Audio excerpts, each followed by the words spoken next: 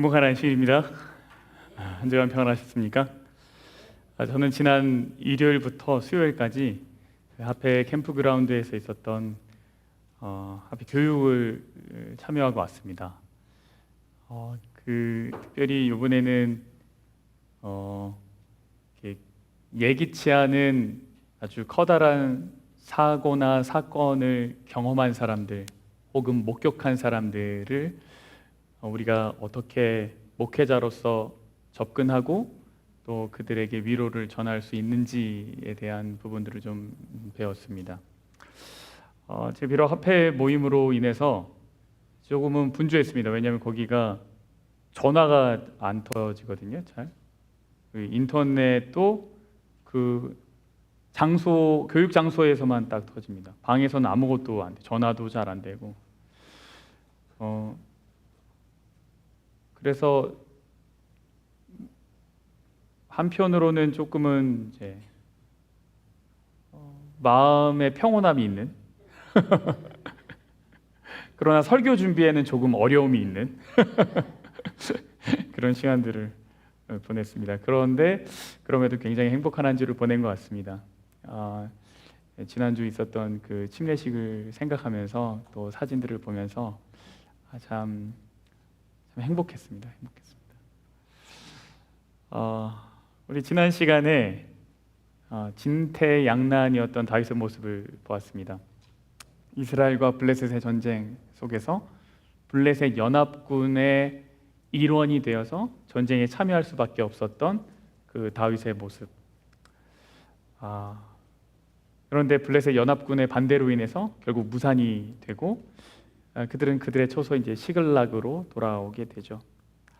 그 이야기를 통해 우리는 단순히 하나님이 위기에서 그를 건져주셨다라는 메시지를 넘어서 우리가 두 주인을 섬기지 못하도록 우리를 위해서 열심히 일하시는 하나님을 생각해 보았습니다. 여러분 어떻게 그런 하나님을 마주하셨던 한 주를 보내셨습니까? 여러분을 위해서 부지런히 일하시는 하나님, 그 하나님의 마음을 발견하셨습니까? 우리가 계속하여 믿음의 눈으로 그렇게 나를 위해서 열심히 일하시는 하나님을 바라보며 앞으로 나아가면 좋겠습니다. 오늘은 그 이후의 이야기를 좀 다룰 텐데요. 오늘의 제목은 승리는 공로가 아니라 은혜이다 라는 제목으로 함께 말씀 증거하겠습니다. 잠깐 기도하겠습니다. 하나님, 우리 아버지, 이 시간 우리가 하나님의 말씀을 열고 살아계신 하나님을 통해 우리에게 주어지는 생명의 양식을 얻고자 하오니 주여 우리를 풍성히 먹여주시옵소서. 예수님 이름으로 기도합니다. 아멘. 다윗이 그들의 처소인 시글락으로 돌아옵니다. 그런데 아주 큰 일이 발생하죠. 어떤 일이 일어나죠? 시글락으로 와보니 아말렉 사람들이 그들의 처소를 공격하여서 모든 것을 다 불태우고 그 다음에 그들의 자녀들과 그리고 아내를 이제 데려갔죠. 거기에 있는 젊거나 늙은 여인들은 한 사람도 죽이지 아니하고 다 뭐 했습니까? 사로잡아 끌고 자기 길로 갔다. 이렇게 얘기합니다.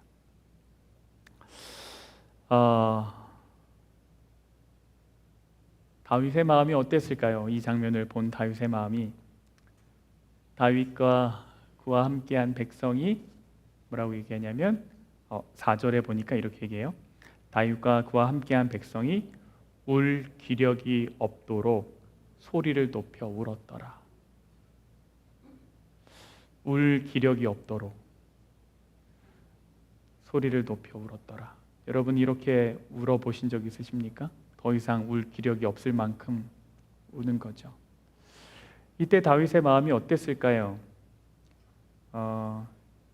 울 기력이 없도록 소리를 높여 울었다라는 걸 보면 먼저 우리가 볼 수 있는 건 다윗의 마음이 완전히 상실감 그리고 절대적인 무력감에 빠져 있다라는 걸 좀 볼 수 있겠습니다.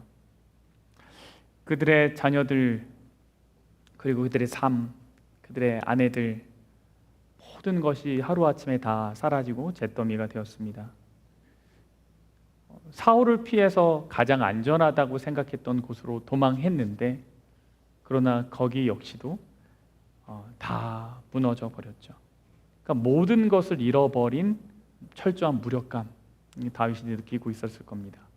두 번째는 어떤 마음이었을까 좀 생각해 보면, 지도자로서 아주 깊은 죄책감에 빠져 있을 것 같습니다. 다윗은 이 일이 결국 자신이 선택한 잘못된 선택에 의해서 비롯되었다라는 것을 보고 있었을 겁니다. 하나님의 약속을 끝까지 신뢰하지 못하고 블레셋 땅으로 피하는 것이 안전하겠다라고 판단했던 그 인간적인 타협, 그리고 아기스 왕의 신임을 얻기 위해서 전장을 향해 병력을 모두 빼냈던 자신의 정치적 판단, 그렇죠? 너 나와 함께 전쟁 가자 그랬을 때 다윗이 사실 얘기할 수 있었어요. 저는 안 가겠습니다. 저는 여기에 있겠습니다. 근데 다윗이 그러지 않았어요.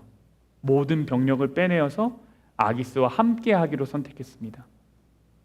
아마 그 선택은 이런 거겠죠. 끝까지 그 왕에게 신뢰감을 심겨주고 싶은 그런 마음이 있었을지 모르겠어요. 그러나 결과적으로는 그가 마주한 건 무엇입니까? 그의 정치적인 판단이 완전히 잘못됐다라는 거죠. 모든 가족들이 다 죽게 빼앗기고 남아있는 것은 아무것도 없습니다. 자신의 선택 때문에 그래요. 그리고 다윗이 또 하나 느꼈을 어떤 마음은 무엇인가 하면 철저한 고립감이었을 것 같습니다. 보세요. 백성들이 자녀들 때문에 마음이 슬퍼서 다윗을 어떻게 합니까? 돌로 치자고 합니다. 다윗을 돌로 치자 그래요. 그 600명이 자기의 아내와 자녀들이 없고 자신의 집이 다 불탄 것을 보자 이 분노를 누구에게 쏟아냅니까? 다윗에게 쏟아내고 있습니다. 함께 생사고락을 했었던 600명이 지금 다윗에게서 등을 돌려버렸습니다. 철저한 버림을 받았죠. 고립감, 두려움을 느꼈을 겁니다. 이 다윗의 마음이 하나의 문장으로 잘 표현되어 있는데 그게 뭐냐면 다윗이 크게 다급하였다라는 거예요. 다윗이 크게 다급하였다. 근데 다급했다라고 하는 말이 히브리 말로 차라르라고 합니다. 차라르. 근데 문자적으로 원어로 보면 좁다, 비좁게 하다, 꽁꽁 묶다, 포위하다 이런 뜻이래요. 그러니까 지금 다윗이요 물리적으로 사방의 벽이 점점 조여 들어오는 거예요. 지금 다윗에 옴짝달싹할 수 없는 상태가 된 거예요. 숨을 쉴 수조차 없는 상황, 극심한 압박감, 궁지에 몰린 상태입니다. 마치 사방이 꽉 막힌 막다른 골목에 갇혀서 질식할 것 같은 상태를 표현한 거예요. 제가 아주 어렸을 때 이제 이사 간 지 얼마 안 돼서 그 학교의 친구들과 이제 사귀고 나서 이제 수영장에 놀러 갈 기회가 있었습니다. 근데 저희 집이 굉장히 시골이고 그 학교도 시골이라 수영장을 가려면 이제 마을 버스를 타고 이제 한 20분 나왔어야 돼요. 네, 그때 초등학생이었을 텐데 친구들이랑 이제 마을 버스 100원일 때, 그래서 이제 100원 내고 마을 버스 타고 이제 수영장에 갔어요. 그 수영에 재밌게 놀고 있었죠. 그리고 수영을 끝나고 나오는데 왜 저희보다 조금 나이가 있어 보이는 그 형들이 저희를 기다리고 있었어요. 그래서 저희가 따라오라 그래서 이제 그 수영장에서부터 이제 내려가다가 쫓아가다가 도망을 갔습니다. 도망가자. 그리고 저희가 전혀 모르는 동네인데 도망을 갔는데 제 생각에 사람은 이제 꾀를 부리다 망할 때가 많아요. 제 생각에 골목을 많이 돌면 시야에서 빨리 사라지니까 못 잡을 거라고 생각한 거예요. 그러니까 이게 직선 도로로 막 달려가면 저희가 도망가는 게 보일 거잖아요. 그러니까 가다 말고 골목이 나오면 딱 들어가자. 또 가다 말고 골목이 나오면 들어가자. 근데 어디로 갔을까요? 정말 막다른 골목이 있어요. 골목을 딱 돌았는데 앞에 뭐가 보이냐면 이렇게 큰 대문이 있는 거예요. 양옆에는 다른 집이 있고. 그 친구들이랑 다 당황해하고 있다가 형들이 혹시 오나 하고 고개를 빼꼼 했는데 그때 눈이 딱 맞으신 거예요. 그때 눈이 딱 맞으셨어요. 글쎄요, 다윗이 지금 느끼고 있는 그 감정이 그거와 비할 바는 아니겠죠. 그러나 저는 그때의 감정을 아직도 가지고 있어요. 그 형들이 막다른 골목에 있는 저희를 향해 걸어올 때의 그 느낌. 아주 불쾌합니다. 다윗이요, 자기와 함께 그 어려움을 극복했던 사람들, 아둘람 공동체에서 형제가 연합하여 동거함이 이렇게 선하고 아름답다고 했던 그 찬양의 시를 썼던 그 공동체의 사람들로부터 철저한 외면을 받게 됩니다.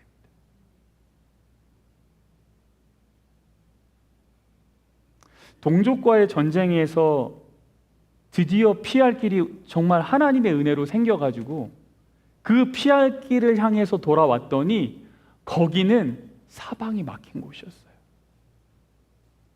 이때 다윗이 할 수 있는 게 뭐가 있을까요? 뭘 할 수 있겠습니까? 사방이 막혀있을 때는 어디를 봐야 돼요? 하늘을 봐야 돼요. 유일하게 뚫려 있는 곳은 하늘입니다. 정말 감사한 게 뭐냐면 여기서 다윗이 자신의 백성들 앞에서 정직했다라는 거예요. 그가 아기스와 블레셋에게는 거짓된 행동을 했지만, 그렇죠? 내가 이스라엘 백성들과 전쟁하고 왔습니다. 거짓말했잖아요, 사실. 원래는 이방 민족들이랑 전쟁했는데, 그죠? 그러니까 아기스 왕과 블레셋에게는 비록 거짓말을 했지만 자신의 백성들 앞에서는 다윗이 정직했어요. 그러니까 무슨 얘기냐면, 너 지금까지 그나마 지금까지 살 수 있었던 이유가 뭔지 알아? 내가 너 돌봐줘서 그래. 혹은 그러니까 누가 나 따라오래? 너 살고 싶으면 네 살 길 살았어야지 라고 하지 않았어요. 그런 얘기 하지 않았어요. 그런 꾀를 부리지 않았어요. 그냥 무너진 마음 그대로 그 백성들 앞에 있었어요. 그리고 뭐 했습니까? 하나님을 바라봤죠. 모든 인간적 의지처가 끊어지고 철저히 고립된 좁은 골목 끝에서 다윗은 자신의 힘을 빼고 하나님을 다시 온전히 의지하는 법을 또 배우게 됩니다. 또 배우게 돼요. 그러니까 여러분, 우리가 하나님을 의지하는 법을 평생 배우는 것 같아요. 그렇죠? 내가 한번 하나님 의지했다고 내가 마치 모든 걸 다 깨달은 것처럼, 그렇죠? 내가 모든 일에 승리한 것처럼 하면 반드시 넘어지는 일이 생기고 위기가 오죠. 다윗이 이렇게 또 배웁니다. 그가 하나님 여호와를 힘입고 용기를 얻었다라고 이야기합니다. 여기서 말하는 용기를 얻었더라라고 하는 말은 하자크라고 하는 데서 왔는데, 이게 하나님이 여호수아한테 강하고 담대하라라고 할 때 썼던 단어랑 이제 똑같은 단어예요. 근데 여기서 중요한 건 뭐냐면, 이 동사가, 용기를 얻었다라고 하는 이 동사가 이제 제귀 동사, 이제 뭐 히브리 문법이에요. 그러니까 이제 히트파엘형이라고 하는데, 이거를 조금 쉽게 하자면 영어로 번역하면 이렇습니다. But David encouraged himself, 이거예요. 그러니까 스스로 하나님으로부터 용기를 얻었다, 이 얘기예요. 그러니까 무슨 얘기냐면, 다윗이 자신의 형편을 보고 다윗이 다윗에게 얘기했어요. 너 이렇게 있지 마, 일어나. 다윗이 다윗을 붙들어 일으켜 세웠다, 이런 뜻이죠. 이것이 의미하는 건 뭐냐면, 절망 속에서 다윗이 주저앉아 있지 않고 스스로를 격려하면서 자신을 영적으로 아주 단단하게 동요맸다라는 뜻이에요. 그러니까 이제 무너져가는 다윗이 붙들어 세운 거예요. 근데 그렇게 할 수 있었던 이유는 뭐라는 거예요? 여호와를 힘입었기 때문에 그것이 가능했다라는 거예요. 때로 우리가 우리 스스로를 격려하고 싶죠, 그렇죠? 그리고 우리 스스로에게 막 힘을 주고 싶어요. 근데 그 힘이 우리에게서 나오지 않아요. 누구에게서부터 나옵니까? 하나님으로부터 나온다는 거예요. 하나님으로. 그러니까 용기를 얻어서 하나님을 힘입었던 것이 아니라 하나님 안에서 힘을 얻어서 용기를 갖게 되었다라는 겁니다. 네, 여러분, 이렇게 힘을 얻는 것이 쉽진 않죠. 쉽진 않아요. 무엇이 없으면 이것이 불가능한 줄 아십니까? 하나님의 용서가 없으면 이것이 쉽지 않습니다. 여러분, 다윗이 이걸 어떻게 감당할 수 있었겠어요? 다윗이 스스로에게 너 일어나라고 어떻게 말할 수 있었겠어요? 자기 때문에 내 사랑하는 친구들의 자녀들이 다 붙잡혀갔어요. 아내들이. 내가 책임지고 너의 아들 돌볼게. 걱정하지 마. 걱정하지 마. 놀러 갔다. 괜찮아. 그런데 그날 집에 무슨 일이 일어났어요? 집에 불이 난 거죠. 내가 애들 돌볼게. 노세요. 즐겁게 시간 보내세요. 계곡에서 애들 돌보고 있는데 애들이 물에 빠진 거죠. 그런 사람이 어떻게 힘을 얻을 수 있겠어요? 뭐가 없으면 안 되냐면 용서하심이 없으면 안 되죠. 아기스 앞에 있던 그 이중적인 모습, 그 기가 막힌 그 정치적인 꾀, 이런 것들이 지금은 아무 소용이 없습니다. 그렇죠? 다윗이 하나님 앞에서 하나님, 그래도 이렇게 하면 내가 조금 살 수 있을 것 같습니다. 이렇게 하면 600명 가족들 내가 먹여 살릴 수 있을 것 같습니다. 이런 아이디어가 무슨 소용이 있습니까? 지금 아무런 소용이 없어요. 그런데 그때가 하나님이 참으로 그에게 하나님으로 나타나시는 때이더라라는 겁니다. 지금요, 가족을 잃어버린 다윗의 군사들은 다윗을 원망하고 있죠. 그렇죠? 그러면서 누구도 원망하는 겁니까? 하나님도 원망하고 있죠. 그러니까 그들은 지금 하나님을 원망하고 있습니다. 다윗도 원망하고 하나님을 원망하고 있어요.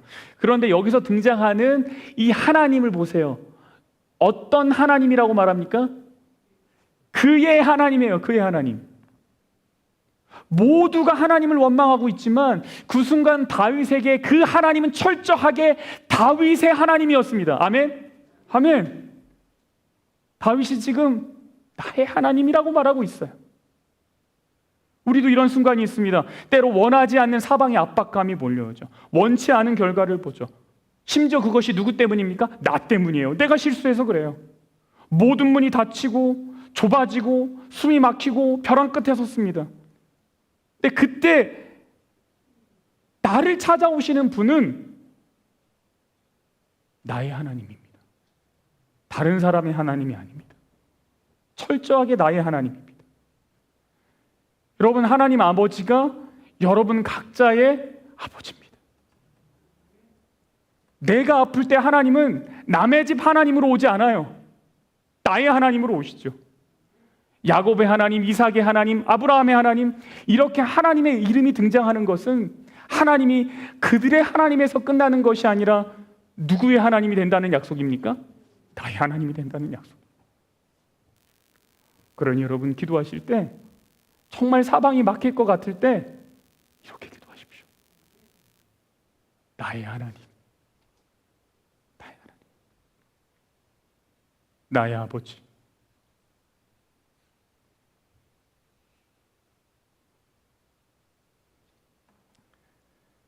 그 사랑을 힘입어서 다윗이 주저앉아 있는 자기를 일으켜 세웁니다. 다윗아, 너 지금 이렇게 주저앉아 있으면 안 돼. 너 일어나야 돼. 그래서 다윗이 다윗을 붙들고 일어나는 거예요. 그리고 다음에 한 일이 뭐냐면 다윗이 아비아달에게 에봇을 가져오라고 합니다. 아비아달아, 근데 노새서 제사장들이 다 죽었는데 한 명 살아남았죠. 한 명.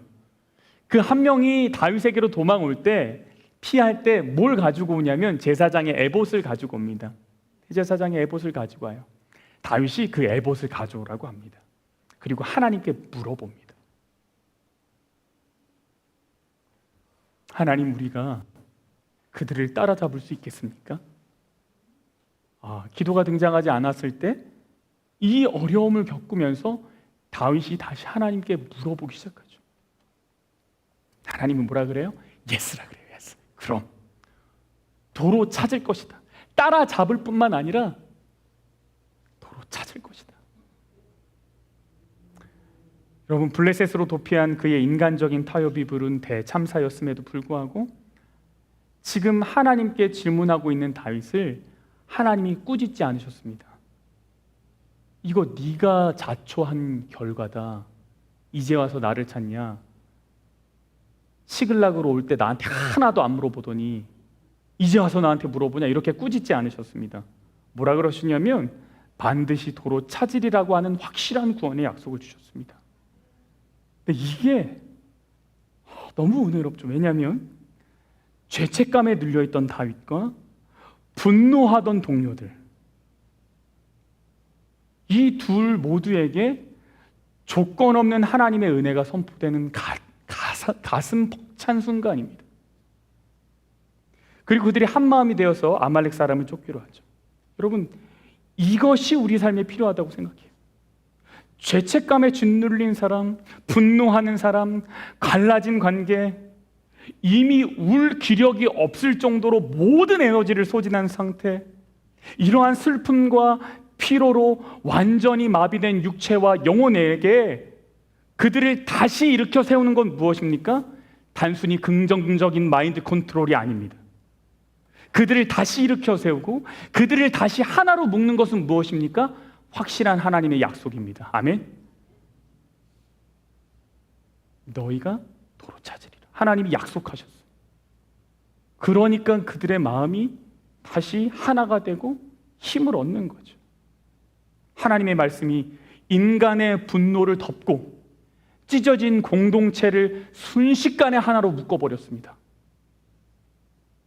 이 말씀이 절망에 빠져서 옴짝달싹 못하고 있는 이스라엘 백성들을 신속하게 움직이게 만들었습니다. 강력한 힘이 된 것이죠. 그래서 여러분, 우리가 말씀으로 돌아가야 돼요. 말씀으로 돌아가야 돼요. 기도로 힘을 얻었고 약속을 통해서 자신에게 주어진 길을 가는 겁니다. 힘을 잃어버리신 분, 거룩한 뜻을 향해서 나아갈 동력을 잃어버리신 분, 그런 분들에게 오늘의 말씀이 귀한 교훈이 되기를 축복합니다. 힘을 얻은 다윗이요, 복수를 위해 떠납니다. 600명이 따라붙었어요. 신기하죠? 돌로 치려고 했는데 하나님이 말씀하시자 마음이 다시 하나가 됐어요.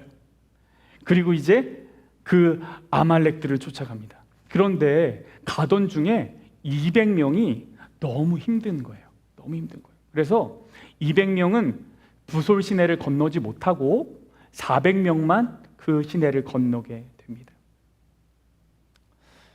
그렇게 쫓아가는데 이들이 어디로 갔을까요? 도대체 지금 이제 어떻게 보면 내 자식이 납치가 된 상태잖아요, 그죠? 내 아내가 납치가 된 상태인데 그 넓은 광야에서 도대체 어디서 찾을 수 있습니까? 놀랍게도 그들이 가다가 한 사람을 만나게 됩니다. 이 이스라엘 무리가 한 사람을 만납니다. 무리가 들에서 애굽 사람 하나를 만납니다. 그 만나자 그를 다윗에게로 데려갑니다. 그리고 떡을 주고 먹게 하고 물을 마시게 합니다. 그리고 좀 힘을 얻으니까 이제 대화를 하죠. 넌 누구에게 속해 있었으며 어디서 왔느냐? 그가 뭐라 그래요? 나는 애굽 소년인데요, 아말렉 사람이 종이었고 사흘 전에 병이 들어서 주인이 나를 버렸습니다. 이렇게 얘기해요.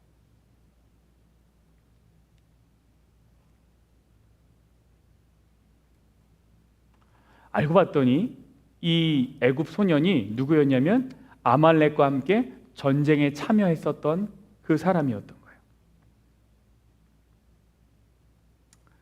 다윗이 그에게 이야기합니다. 너가 나를 그 군대에게로 인도할 수 있겠느냐? 그러니까 그 종이 뭐라 그래요? 당신이 나를 죽이지도 아니하고 내 주인의 수중에 넘기지도 아니하겠다라고 하나님의 이름으로 내게 맹세하시면 내가 당신을 군대 있는 대로 안내하겠습니다. 이렇게 얘기합니다. 그래서 그 애굽 종과 함께 그 아말렉이 있는 곳에 가죠. 갔더니 뭐 하고 있어요? 뭐 하고 있을까요? 잔치를 하고 있습니다. 잔치. 얼마나 신이 났겠어요, 그렇죠? 전리품을 다 가지고 있고 이스라엘의 자녀들은 그들의 수중에 있고 그리고 그 여자들도 있고 뭐 아주 신이 났습니다. 그들이 먹고 마시며 춤추고 있었습니다. 다윗이 새벽부터 그들을 공격합니다. 그리고 결국 모든 것을 도로 찾습니다. 다윗이 아말렉 사람들이 빼앗아 갔던 모든 것을 도로 찾고 그의 두 아내를 구원하였고 그들이 약탈하였던 것, 곧 무리의 자녀들이나 빼앗겼던 것은 크고 작은 것을 막론하고 아무것도 잃은 것이 없이 모두 다윗이 도로 찾아왔더라. 그리고 그들이 돌아옵니다. 다 이제 얼마나 기쁘겠어요, 그렇죠? 행복하고, 그렇죠? 다윗은 얼마나 마음에 안도감이 있었어요. 다행히 누구 하나 상한 사람 없고, 그렇죠? 딱 돌아오는데 돌아오는 길에 누구를 만났냐면 기력이 없어서 함께하지 못했던 200명을 만납니다. 그 시냇가에. 여기서 문제가 생겨요. 다윗과 함께 갔던 자들 가운데 누구냐면 그 시냇가를 건너서 아말렉과 전쟁을 했던 400명입니다. 근데 그 400명 가운데 어떤 사람이 있었냐면 악한 자 그리고 누구예요? 불량배들이 있었대요. 마음 씀씀이가 어떤 사람이에요? 곱지 못한 사람들이 있었어요.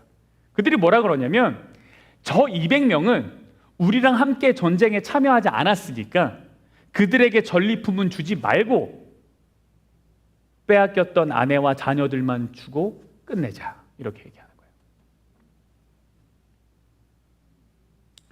틀린 말은 아니에요, 그죠? 틀린 말은 왜 고개를 쏘시세요? 틀린 말은 아니죠, 당연하죠. 우리 아이들 이 이야기 지금 한국말 잘 이해하고 있어요? 이해하고 있어요? 600명이 전쟁을 하러 나갔는데 가다가 힘들어서 200명이 멈추고 못 갔어요. 400명만 갔어요. 그 400명이 승리하고 돌아왔어요. 돌아올 때 그 전쟁에서 얻은 많은 물건들이 있을 거 아니에요, 그죠? 근데 돌아오는 길에 어떤 사람들이 뭐라 그러냐면 야, 200명은 전쟁에 참여하지 않았으니까 200명한테는 그 전쟁에서 얻은 물건들 주지 마. 우리 400명끼리 놀아 갖자. 이렇게 얘기했다는 거예요. 맞아요, 틀려요? 맞아요. 사실 이들의 주장은 틀리지 않았습니다. 우리는 피를 흘려 싸웠고 저들은 편하게 쉬었으니까 수고한 만큼 가져가는 게 당연하죠. 이것이 어떤 논리냐면 세상의 논리예요. 세상의 논리예요. 공교롭게 오늘 저희 아이들이 저와 함께 예배를 하고 있는데 얼마 전 아틀란타 인근에서 이제 연합 뉴스 캠프를 할 때입니다. 거기서 이제 배구 시합을 했었어요. 비슷하게 팀을 나누었다고 봤는데 뚜껑을 열어보니까 한쪽이 너무 잘하는 거예요. 세 녀석 중에 한 명이 그냥 막 스파이크를 그냥 막 때리는 거예요. 그러니까 한쪽 팀이 너무 쉽게 승리하는 거예요. 이대로는 안 되겠다 싶어가지고 제가 그 두 번째 경기 때 코트 크기를 확 줄였어요. 뭐 하지 못하게? 스파이크 하지 못하게. 그랬더니 수준이 좀 비슷해지고 아주 박진감 넘치는 경기가 되었습니다. 문제가 생겼어요. 본래 잘했던 팀에서 얼마나 불평을 하는지. 특별히 나를 가장 잘한다고 생각하는 그 녀석이 그렇게 불평을 하는 거예요. 근데 이것이 철저한 공정과 능력주의죠. 당연한 거예요. 여러분, 오늘 본문이 뭐라고 우리에게 얘기해 주고 있어요? 그것이 얼마나 하나님 나라와는 먼 이야기인지를 보여주고 있어요. 하나님 나라는 그렇지 않다라는 거예요. 다윗이 돌아오면서 나중에 보겠지만 공평하게 다 나누라 그랬어요. 그 이유에 대해서 나중에 이제 나오는데, 방금 전에요, 아말렉이 병든 애굽 소년을 쓸모없다고 버렸죠. 그죠? 사막에 버리고 갔어요. 그러니까 기능을 하지 않으면 과감하게 폐기 처분해요. 여러분 혹시 실존주의라고 아십니까? 실존주의? 서양 철학에 실존주의라는 게 나옵니다. 근데 그 사람들이, 철학자들이 곰곰이 생각해 보니까 무언가가 존재하는 데는 두 가지 이유가 있다라는 거예요. 하나는 본질적인 게 있대요. 본질적. 어떤 목적이 있어서 존재하는 게 있어요. 의자 같은 건 그런 거예요. 의자는 이유가 있어서 만들었어요. 그죠? 근데 의자가 다리가 다 부러졌어요. 사람이 앉을 수가 없어요. 그러면 의자는 그 기능을 상실했죠. 그렇죠? 그럼 그때부터는 그건 의자예요, 의자가 아니에요? 의자가 아니에요. 컴퓨터가 있어요. 근데 컴퓨터가 다 망가졌어요. 그래서 컴퓨터의 기능을 하지 못해요. 그럼 그때부터 이건 컴퓨터예요, 컴퓨터가 아니에요? 컴퓨터가 아니라는 거예요. 그러니까 뭔가가 존재하는 데는 반드시 목적이 있구나. 사람들이 그렇게 생각했어요. 그러면서 그들이 뭐라고 질문하냐면, 그럼 인간은 어떤가? 인간이 존재하는 목적은 어떤가? 그 정체성은 무엇인가? 고민하기 시작해요. 그리고 하나하나씩 줄여가기 시작해요. 내가 목소리가 막 나와요. 근데 어느 날 목소리를 잃어버렸어요. 그럼 이 사람은 인간이 아닌가? 아닌데 여전히 인간인데? 어떤 사람이 있다가 교통사고가 나가지고 팔다리를 다 못 쓰게 됐어요. 어떤 사람의 구실을 잘 못하게 된 거죠. 그럼 이 사람은 더 이상 인간이 아닌가? 아니에요. 인간이라는 거죠. 그러니까 무엇인가가 존재하는 데 있어서 기능이 아니라 그 존재 자체가 이유인 것들이 있어요. 이제 사람이라는 거예요. 그게 이제 실존주의 철학자들의 생각이었어요.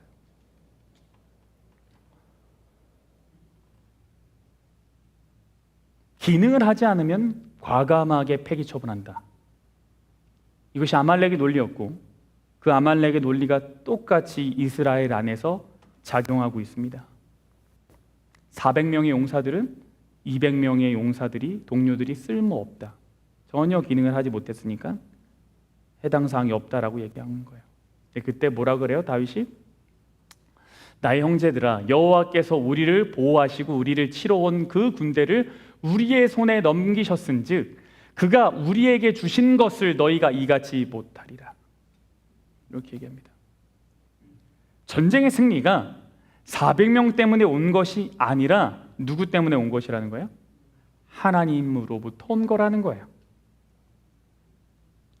이 전쟁의 승리는 400명이 용감해서 얻은 것이 아닙니다. 하나님이 그들을 불쌍히 여기셔서 그들에게 주신 거라는 거예요. 내 손에 주어진 전리품이 나의 공로라고 생각하면 우리는 지친 사람들을 정죄하게 됩니다. 그리고 그들의 몫을 결국 빼앗게 됩니다. 그들이 갖고 있는 것이 불합리하다라고 생각하기 때문입니다. 그러나 내게 주어진 이것이 하나님의 은혜인 것을 알면 우리는 뭐 할 수 있습니까? 나눌 수 있습니다. 무너져 내리는 공동체를 동요매는 것은 은혜의 법이었습니다. 우리가 또 하나 생각할 것은 200명이요 아무것도 하지 않던 자가 아니라는 거예요. 이거 보세요. 24절에 보면 그들이 어디에 있었던 사람이냐면 소유물 곁에 머물렀던 자입니다. 그 200명은 소유물 곁에 머물렀던 자라는 게 뭐예요? 이스라엘 군대의 짐을 지켰다라는 거예요. 그러니까 200명이 나 이제 못 가겠다. 너도 갔다 와. 난 좀 쉬겠다. 하고 그냥 시냇가에서 그냥 물놀이 하면서 쟤들 알아서 이기겠지 뭐. 이게 아니라 그들에게 주어진 역할을 다 감당했었습니다. 그건 뭐예요? 짐을 지키는 일이었어요. 그것이 비록 어떤 일이라 할지라도, 작은 일이라 할지라도 그들은 분명하게 전쟁에 참여했던 자들입니다. 그러니까 얼마나 잘 싸웠느냐가 아니라 전쟁에 참여했었느냐가 훨씬 중요한 일이라는 거예요. 여러분, 이것이 우리에게 얼마나 은혜가 됩니까? 여러분, 영적 전투에서 항상 승리하십니까? 항상 전방에서 맨날 그냥 사단과의 싸움에서 다 이기고 나가십니까? 아니요, 우리는 때로 200명처럼 가다가 멈추어 설 때가 있어요. 유혹에 넘어지기도 하고 번아웃이 와서 사역을 중단하기도 합니다. 남들처럼 화려하게 쓰임을 받지 못하기도 하고요. 때로는 아무도 안 알아주는 교회의 짐을 지켜야 될 때도 있습니다. 이름이 남겨지는 것이 없을 때도 있습니다. 그러나 하나님은 우리를 기억하십니다.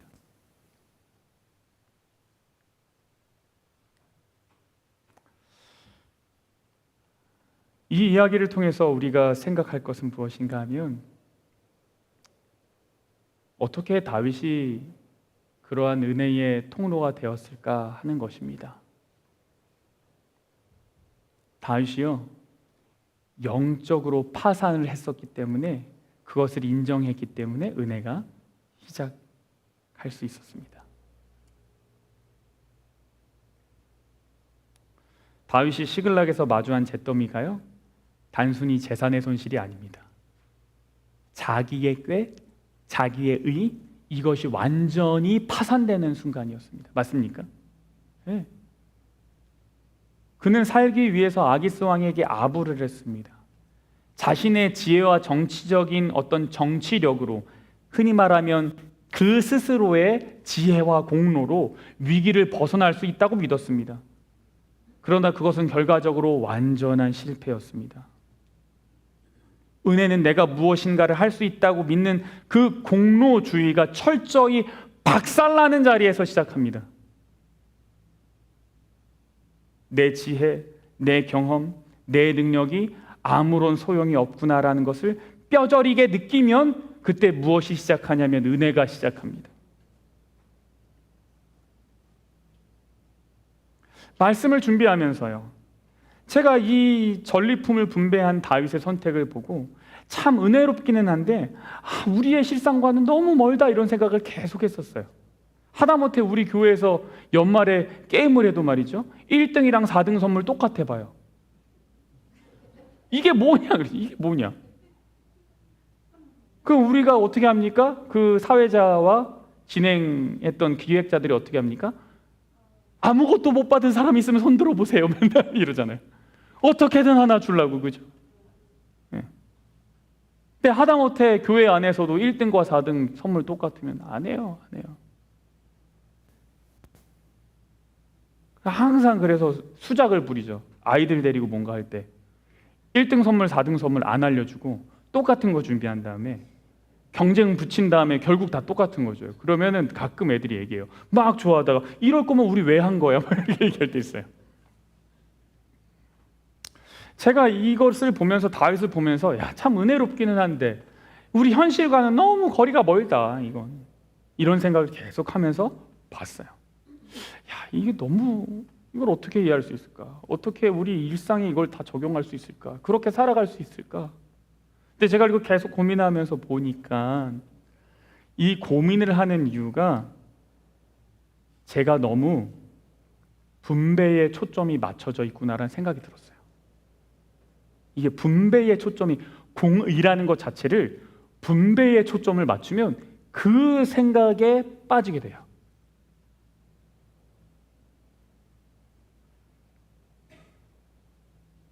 제가 다시 질문해 볼게요. 다윗이 왜 불량배들과는 달리 부솔 시내에 있는 200명을 은혜로 품을 수 있었을까요? 왜 그랬을까요? 그게 오늘 30장 전반부에 등장합니다. 왜 그럴 수 있었냐면, 다윗이 며칠 전에 시글락에서 200명보다 더 철저하게 무너지고 자격이 없었던 것을 경험했기 때문입니다. 다윗이 그 200명 말고 자신이 가장 처참하고 비참하고 아무것도 아닌 존재였던 것을 경험했기 때문입니다. 다윗이 그 잿더미 위에서 깨달은 것이 무엇이었을까요? 내 머리 믿고 내 능력 믿고 살았더니 결과가 이거구나. 나에게는 내 가족을 지킬 능력도 없구나. 영적 파산, 그의 공로, 그의 능력은 빵이에요. 빵. 0%. 바로 그 무자격자의 자리에서 다윗은 자신을 벌하지 않으시고 반드시 도로 찾으리라고 하는 그 약속을 주셨던 100%의 하나님의 은혜를 경험한 거예요. 이 뼈저린 실패와 은혜의 경험이 있었기 때문에 다윗이 승리한 뒤에도 이거 내 공로 아니야 라고 말할 수 있었던 거고, 그래서 그 200명에도 똑같이 나누어 줘야 된다라고 말할 수 있던 거지요. 교회 안에서 내 공로를 내세우면서 남을 쉽게 정죄하는 이유가 무엇입니까? 내가 하나님 앞에서 얼마나 자격이 없는 죄인이었었던지를 망각했기 때문이에요. 그걸 잊어버렸기 때문이에요. 내가 받은 구원이 철저한 은혜임을 뼈저리게 경험한 사람은요, 타인의 연약함을 정죄하지 않고 긍휼을 품어낼 수 있습니다. 그러면 그 사람은 축복의 통로가 되는 거예요. 여러분, 우리가 어떻게 하면 축복의 통로가 됩니까? 어떻게 하면 하나님이 주신 그 무한한 전쟁의 전리품, 그 승리의 기쁨, 그 축복들을 내보낼 수 있는, 나눌 수 있는 축복의 통로가 될 수 있겠습니까? 오늘 본문이 우리에게 말해주고 있습니다. 내가 받은 은혜가 너무 크구나. 나는 이것을 누릴 자격이 없지만 오직 하나님의 은혜 때문에 내가 이것을 누리는구나라는 것을 철저하게 경험하고 바라본다면, 그리고 그러한 마음으로 누군가를 긍휼하게 본다면, 그러면 우린 자연스럽게 축복의 통로가 됩니다. 내가 억지로 할 필요가 없어요.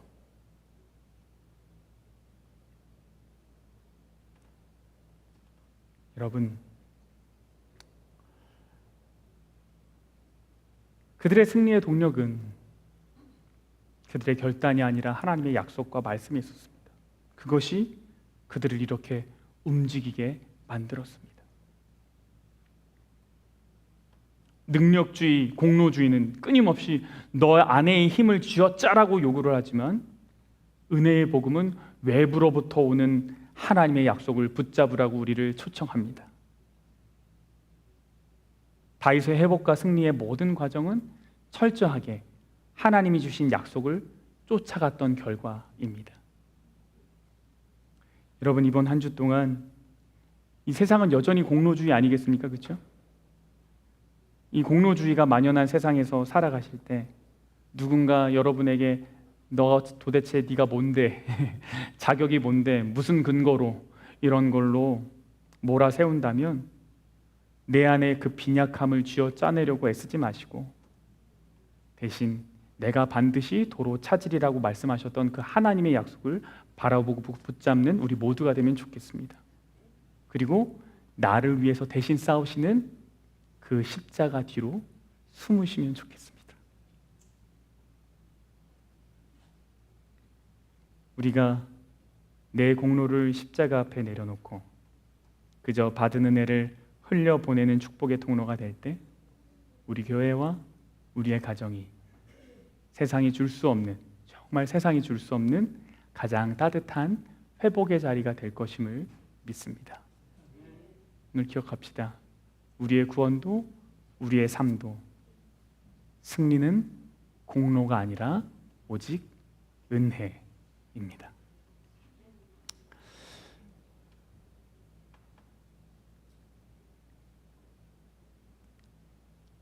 오늘 들으신 말씀과 한 주의 삶을 돌아보면서 잠시 개인적으로 기도하는 시간을 갖겠습니다.